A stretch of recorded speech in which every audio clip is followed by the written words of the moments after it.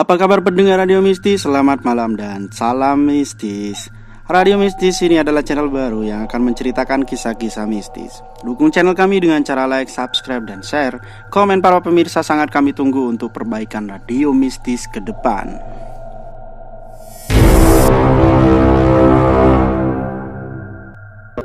Kali ini saya akan menceritakan sebuah kisah gulai daging manusia, lanjutan dari kisah sebelumnya. Seperti apakah kisah itu? Silakan simak cerita berikut. Dengan hati yang masih berdebar, Sulis mencari kembali sesuatu yang ia pikir adalah potongan jari tadi.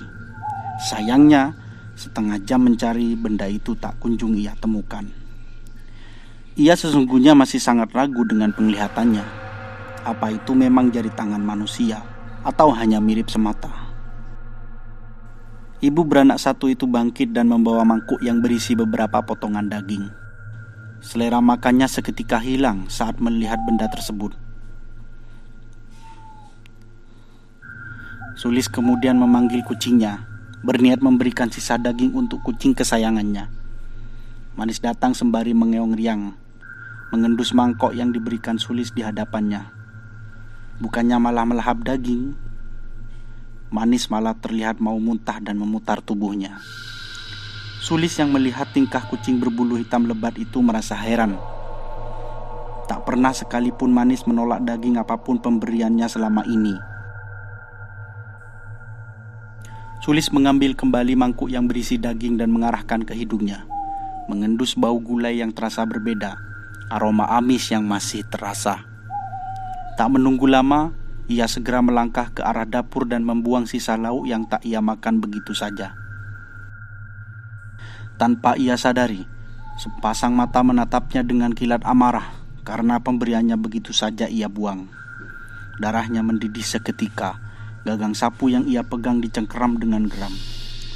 Sialan, susah-susah dibuat, main buang.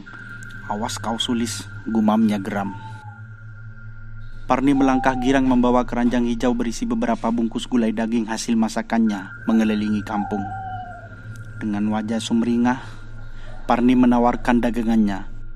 Mereka memuji rasa dan juga harga yang cukup murah untuk ukuran gulai daging yang banyak. Dalam sekejap jualan Parni ludes tanpa sisa. Ia melangkah riang menuju ke rumah. Selama setahun belakangan, semenjak suaminya mengalami sakit lumpuh, tak pernah ia memegang uang sebanyak hari ini. Berbagi asa ia ukir di dalam kalbunya, membeli beberapa jajanan yang selama ini dirindukan anak-anaknya. Selama ini anak-anaknya hanya bisa menelan ludah saat melihat teman-teman seusianya menyantap makanan ringan. Mereka hanya bisa melihat tanpa mampu meminta, karena mereka tahu seberapa sulit hidup mereka. Jangankan untuk jajan, makan pun nasi bekas orang yang sudah tak termakan dan sudah berbau tengik. Tapi demi perut yang minta diisi, mereka menepis rasa dan bau yang terkadang membuat nasi tercekat di kerongkongan. Hidup bagi keempat anak Parni sangatlah keras. Untuk seragam sekolah pun mereka harus bergantian. Jarak usia anak yang tak sampai 2 tahun membuat mereka bagai seumuran, bertubuh kurus dan juga hitam. Terkadang mereka membantu Parni mencari plastik-plastik bekas di sekitar kampung. Mereka anak-anak yang baik, yang mengerti bagaimana susahnya kedua orang tua di usia teramat belia. Tony anak pertama saja belum genap berusia 10 tahun. Dari hasil memulung, keempat anak itu saling menyuap jajan satu sama lain. Jajan yang bagi anak-anak seusia mereka itu gampang, amat susah bagi keempat anak Parni. Bukan Parni tak tahu bagaimana kegundahan keempat anaknya, tapi keadaannya membuatnya hanya bisa diam sembari menitikkan air mata. Apalagi ketika melihat senyum terbit di wajah keempat buah hatinya saat berbagi sebungkus jajan. Bukan hanya teriris, tapi ia akan rela menyerahkan nyawanya sendiri demi melihat kebahagiaan yang terpancar setiap hari. Saat melewati kuburan, Parni menghentikan langkahnya sejenak, melihat kerumunan warga. Ia hendak mendekat demi mengetahui apa yang sedang terjadi. Tempat di mana ia menemukan ide cemerlang yang membuat kantongnya tebal seketika. Saat hendak mendekat, kakinya terasa amat gemetar. Isak tangis terdengar begitu menyayat hati, membuat batin keibuan Parni begitu saja terbit di relung hati. Ia memilih berlalu bukan karena ia acuh, tapi ada ketakutan yang teramat sangat mengguncang jiwanya. Lebih baik menghindar daripada terjadi sesuatu yang tidak diinginkan. Parni mempercepat langkahnya, melewati banyaknya warga yang ikut merasa penasaran dengan apa yang terjadi di area dalam pemakaman. Ia hanya ingin segera sampai rumah dan bertemu keluarganya tercinta.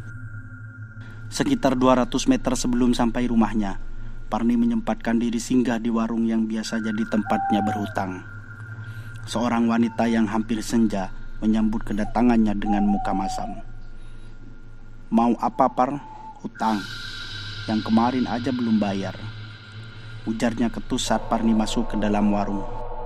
Parni menggepal kedua tangannya. Geram. Jika saja tak berdosa, pasti daging dari wanita itu yang akan jadi gulai. Parni menatapnya dan membayangkan jika lidah yang mengeluarkan ucapan kasar itu ia potong-potong dan dicampur dengan cabai rawit dan irisan bawang serta daun salam. Pastinya amat nikmat bila bercampur dengan nasi yang masih hangat. Malah ngelamun. "Udah gak boleh lagi hutang," ucap Nenek Timah, sebutan warga pada wanita tua itu. Ibu beranak 4 itu lantas menjawab, "Saya datang mau menyicil hutang. Besok akan saya lunasi, Nek," janjinya. "Ini untuk menyicil hutang dan ini untuk membeli beras dan jajan." Parni menyerahkan beberapa lembar uang 10 ribuan. "Tumben bisa nyicil hutang dan beli beras. Biasanya minta nasi bekas tetangga," sindir Nenek Timah. Darah Parni berdesir saat mendengar nyinyiran Nenek Timah.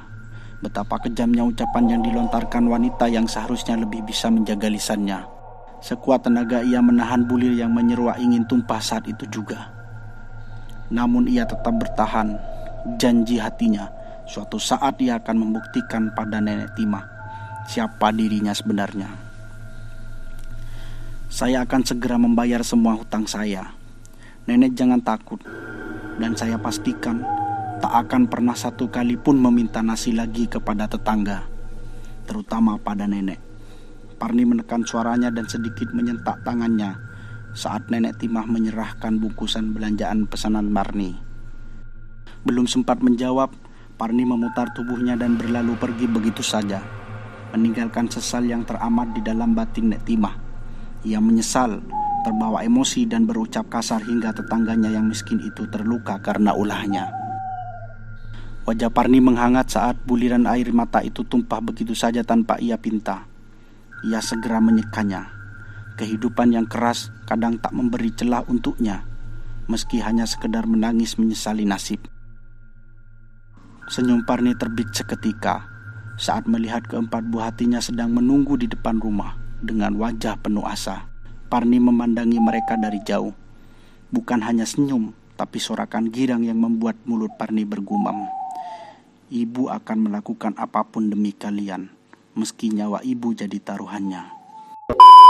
Cerita ini masih bersambung. Jika kalian menginginkan cerita ini dilanjut, silakan komen di kolom komentar. Dan jangan lupa juga subscribe channel ini, Radio Mistis. Salam mistis.